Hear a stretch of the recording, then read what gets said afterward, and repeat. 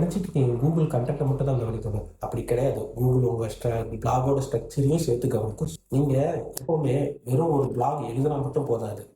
அந்த பிளாக் ஒரு ஸ்ட்ரக்சர்டாக இருந்தால் தான் அந்த பிளாகுக்குன்னு ஒரு ரேங்கிங் வரும், வெப்சைட்டுக்கு இம்ப்ரூவைசேஷன் இருக்கும். பெர்ஃபெக்ட் பிளாக் ஸ்ட்ரக்சர் எப்படி இருக்கும்னா, ஃபஸ்ட்டு ப்ராப்ளம் பேஸ்டு இன்ட்ரோ, அதாவது யூசருக்கு ஒரு ப்ராப்ளம் சொல்கிற ஞாபகப்படுத்துகிற மாதிரி இருக்கிறது தான் அந்த intro. Next clear heading, H1 H2 H3 எல்லாமே கிளியராக பர்ஃபெக்டாக கீவேர்ட்ஸ் ரிச்சாக இருக்கணும்.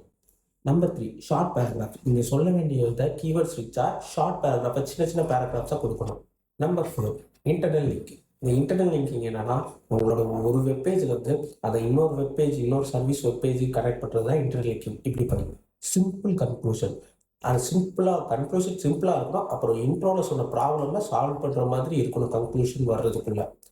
அப்படின்னா தான் உங்கள் பிளாக் கரெக்டாக பெர்ஃபெக்ட் ஸ்ட்ரக்சர்டாக இருக்குதுன்னு அர்த்தம். இந்த பிளாக் ஸ்ட்ரக்சரில் பீப்புள் பண்ணுற காமனான மிஸ்டேக் என்னன்னா, பெரிய பெரிய லாங் பேராகிராஃப்ஸாக வந்து பிளாக்ஸ் போடுறது.